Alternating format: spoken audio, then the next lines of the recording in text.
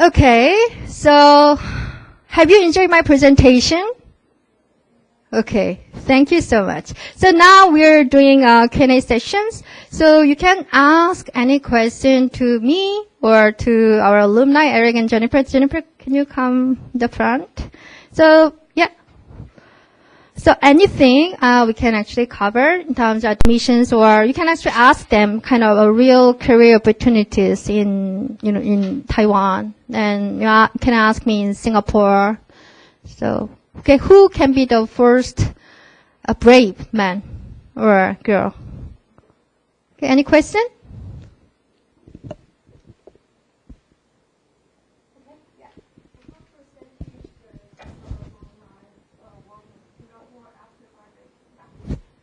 The percentage of Taiwanese people were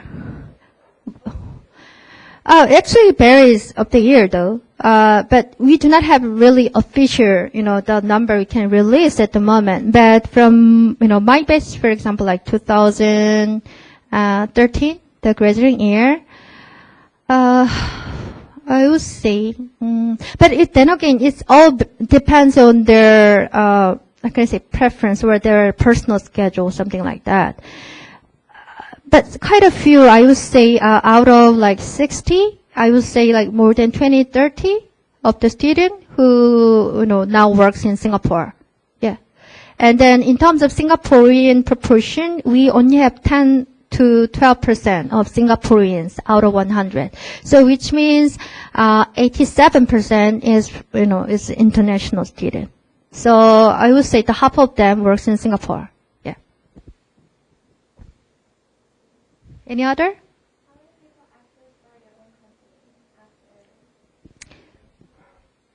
It all depends as well. But since you're interested in the entrepreneur, right?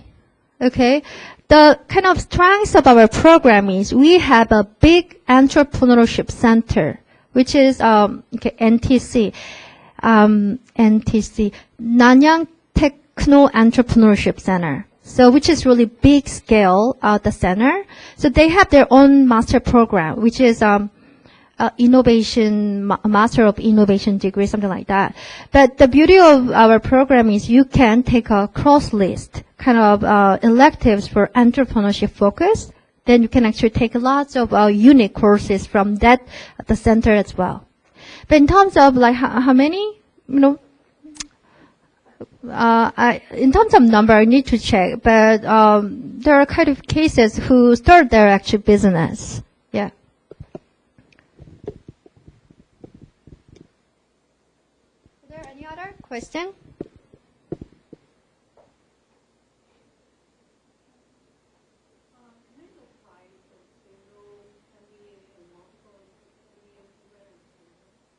No, you only apply one program at a time.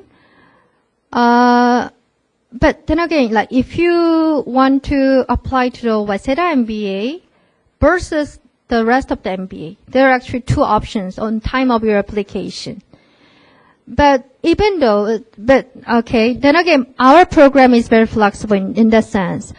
Even if you apply to the Waseda MBA in the first place and you be admitted, but once you do your MBA during your first time, then you realize that, I want to change, that you can do.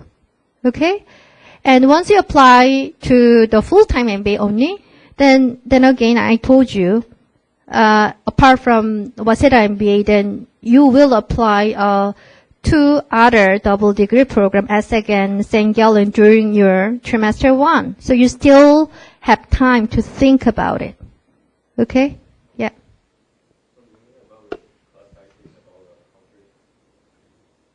Less than 100. Uh-huh. Include those double, whole, includes whole, even includes the part-time, which normally occupies 20 to 25%. Yeah.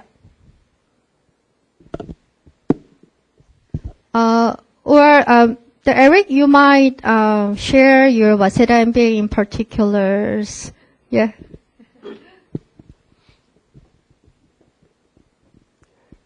Okay, I try to speak clearly. I'm the first Taiwanese of Nanyang Waseda double MBA. Yeah, in each batch we usually have 7 to 10 people. In my batch we have three Indians, 1 Germans, 1 Singaporean, me, 1 Malaysian, and 1 Chinese. Oh, 1 Philippines. Okay. And now, the reason I took Nanyang Waseda double MBA is because within 1 year I experienced 2 countries, 2 different cultures, and I may have more career opportunities in both countries, right? However, the difficulties I encounter is that 听不懂的话跟我说，因为我声音真的很沙哑。The difficulty I encounter is that within 1 year, in my batch, the general MBA takes 1.5 years. However, in my batch, I take 1 year. 因为 1 year is 2 degrees, which means I spend most of the time in study. And I merely have chance. No, I don't. I rarely don't have chance to take internship. And when I do the interview, they ask me how many days I can do internship. I say maybe 1.5 days. They say too less. Yeah, that's the trade-off of mine. And for the part of my course conducted in Saturday morning and in weekday night. And for double MBA, only Nanyang Waseda double MBA, not for ESSEC or St. Gallen's. Nanyang Waseda double MBA, we have to do thesis. But for others, they don't need. I mean, general MBA or other double MBAs, they don't need to do thesis.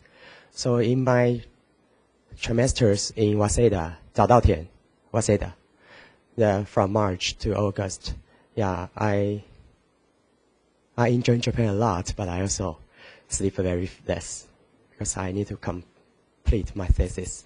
Yeah, but I really glad and I really appreciate it. I took this double MBA. This benefit a lot, not only for my job application, but also for my networking. Yeah, because now I not only belongs to Nanyang alumni, but also Waseda Alumni Association. So, my Japanese is very poor. I can only ask for directions and buy stuff, and yeah, something like this. But I can travel alone in Japan because we can read kanji, right? And for us, it's not difficult to pick up Japanese. And the school offers a free Japanese course in Singapore. So before we go to Japan, we can learn some basic Japanese. So I think it's well-organized programs. Yeah. Any questions about this double MBA? Yeah. I think the admission criteria is the same application criteria. However, our profile will be screen and select not only Nanyang but also Waseda. Double MBA and double master's program, you need to get information from both of schools. It's same to St. Gallen and ESSEC. So for example, the Waseda, I'm not really sure you had an interview with Waseda? No, they just... Okay, so in terms of application, the Waseda double MBA versus Nanyang MBA is same. Okay, same criteria and same probably competition, the same. But yeah, in terms of classroom profile, it seems they're a little bit young compared to a full-time, just normal full-time MBA, a little bit younger, right? Yeah. I think the average age in my batch, I mean, Nanyang Waseda, 10 people, right? Is 25 years old, I think. Yeah. And oh, by the way, the living cost in Japan is very expensive. Yeah, you have to be well prepared. Yeah. Okay, and Jennifer, would you please share some particular things during your... I think for me, I have more time for internships. So I had 2 internships during the trimesters. One is during the trimester, and I had classes in the morning, classes in the evenings, and during the daytime I had 1 internship at a branding consultancy in Singapore, and the other time I had a summer intern in Shanghai with J&J. back then. I still have time for rest. So I had a best friend, who was a Russian doing the Waseda, thing, and she was like, sick all the time. And I understand your situation. And I think for me, the very precious, internship experience, actually gave me, a really, different point of view, like of, this idea, of going abroad and, working abroad, choosing which country to stay. I dreamed of, staying in Singapore, as, like my first option of working. But, after counting, like, how much I can actually earn in Singapore, as a branding, consultant, and then, choosing, counting the actual living cost in Shanghai, and spending on the nightclubs, drinking, and all that kind of costs, and all other living costs in Shanghai, and the cost of and the money actually they pay to Taiwanese instead of other expats in Shanghai. After consider all those, I choose to stay in Taiwan for pharmaceutical company because actually I got paid more here in Taiwan. So that's what I learned from my both of my internship, and I think that's the precious most precious thing that I learned from the internship experiences. But maybe in other industries, like in consulting, you can have some other different type of experiences in other internship experiences. So I would challenge you to explore more in different industries, to find out more in different categories, just to understand, like in different countries, based on the living costs, based on the living standards, or the lifestyle you want to live, just based on those kind of things to count like which countries you decide to live or to have to experience the different kind of life or different kind of experience over there.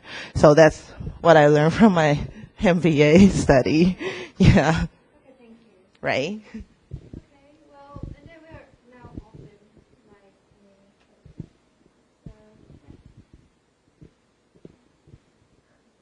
what's your name? Okay, before you're, talking to me, then could you please tell us your name? Kathleen, okay. For the exchange program, you say you partner with 66 different schools. 60, yes, 60. Yeah. So it's a major exchange program. What are the processes? Actually, it depends on the partner school. For example, actually, okay, I had an option to either go Kellogg as an exchange and doing a double master's degree at ESSEC. I had two options at the time. So I actually considered either I should go for Kellogg as exchange in US because I'm really interested in the marketing side, and Kellogg is the top school in the world.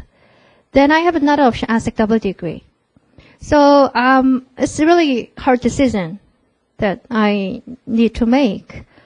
But the reason why I chose double degree was it's a degree and it's not exchange, And taking courses is all electives. Most of them would be electives because before going to the exchange, then anyhow you need to fulfill your graduation requirements, like completing your core courses. So left would be electives.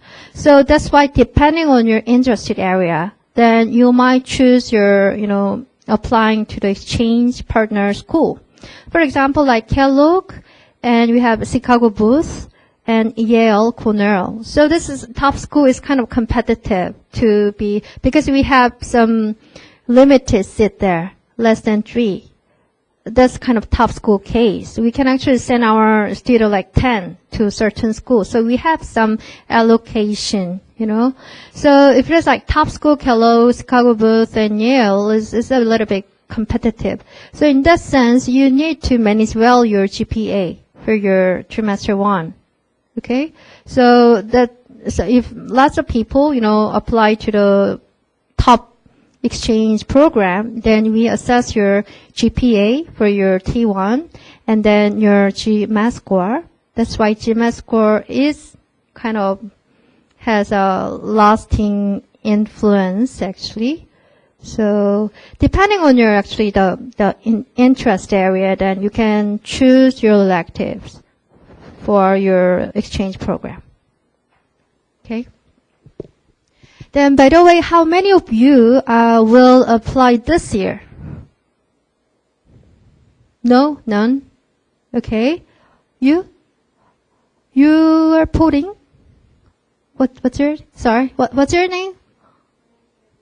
Okay, so you plan to apply this year? Okay, this year means admission near 2015, which starts in this July, or next year? Okay, I see. So for next year admission. Okay, so for next year admission, then how many of you have a plan to apply next year? Because I'm asking this because if you apply to the next year, I want you to give a kind of consultation after this session. Because it give you kind of more hands-on application advice because I can be an interviewer maybe in your step. So I will give you kind of a real hands-on influence on your admission. So that's why I'm asking you. So is there anyone you plan to apply this year or next year? Could you please hands on? Okay, then if you have some plan to apply this year or next year, then just please leave after this session that we can talk a bit more. Okay, so how many? You? 3? Okay, so the rest, how can I understand? You are now in the stage to explore the program that might be possibly apply in near future, right? Am I right to say? Okay, that's fair enough. Yeah, that's kind of the normal stage. Okay, and you know my contact details, right? So just feel free to drop an email. Then we will be coming like QS fair in the autumn. So I'm not really sure whether I will come or not, but definitely one of our members will come. And Eric is here. So Eric and Jennifer is here. So you can actually bother them as much as you can, right? Okay. So we have some more time left, so we can talk. Any other question?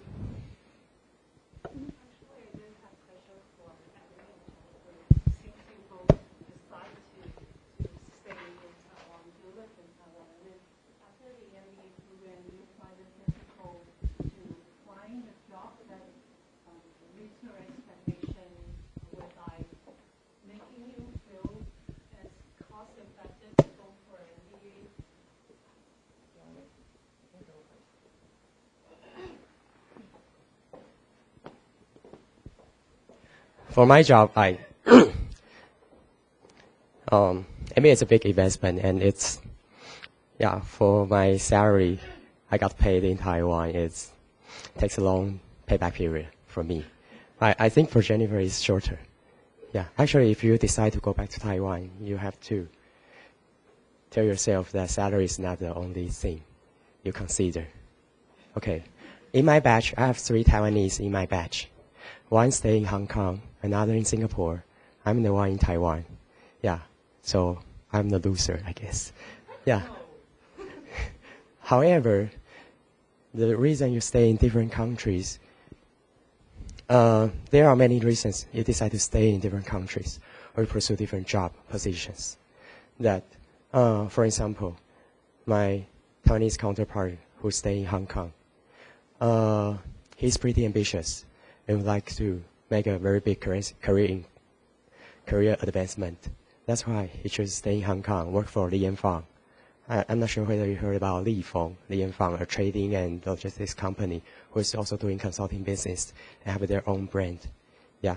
And his salary is very, very good. Very, very good. Yeah.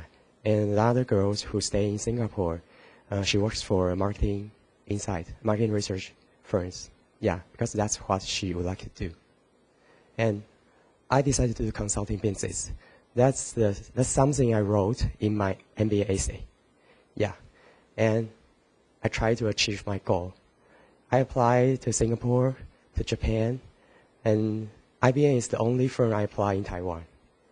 And after comparison, like Jennifer, I just go back to Taiwan because I think consulting career or IBM can help me learn more, learn faster, and get what I want for my post-MBA career. So that's the reason. So to answer your question again, the payback period or the investment.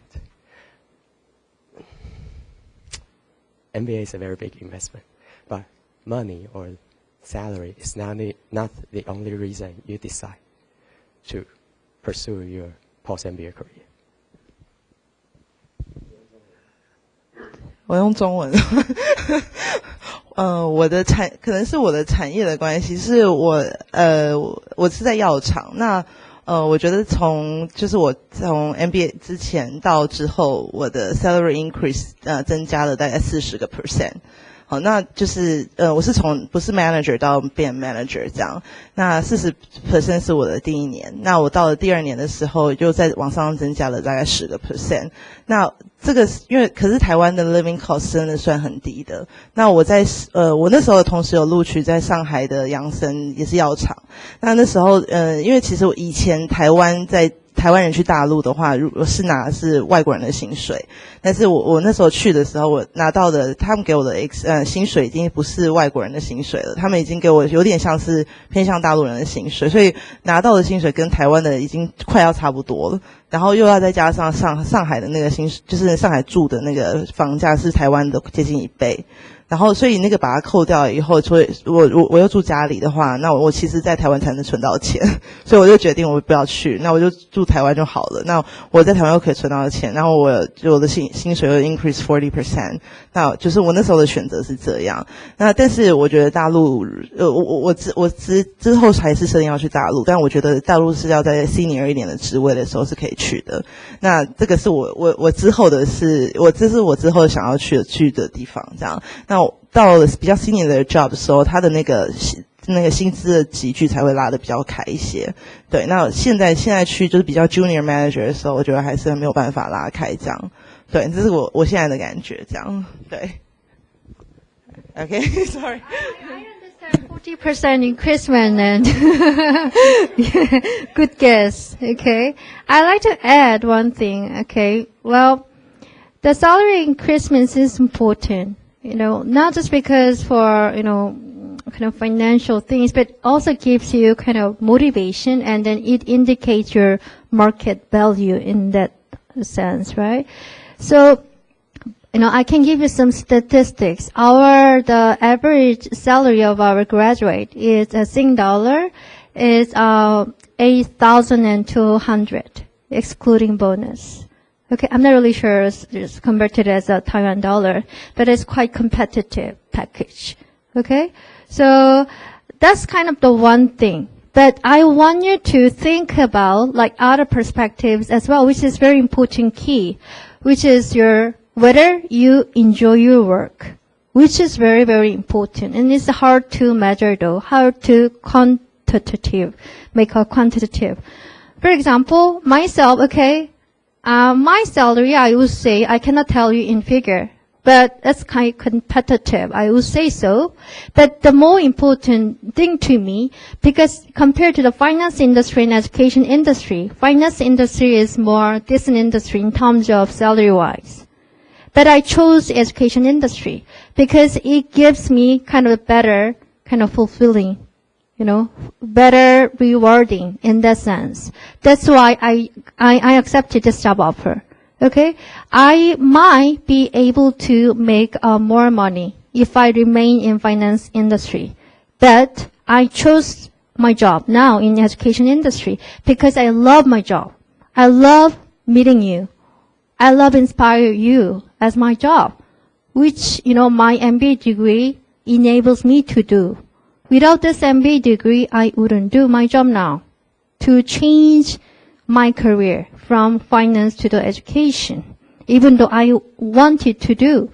So in that sense, MBA degree does work, for you to make a momentum, to make a transition.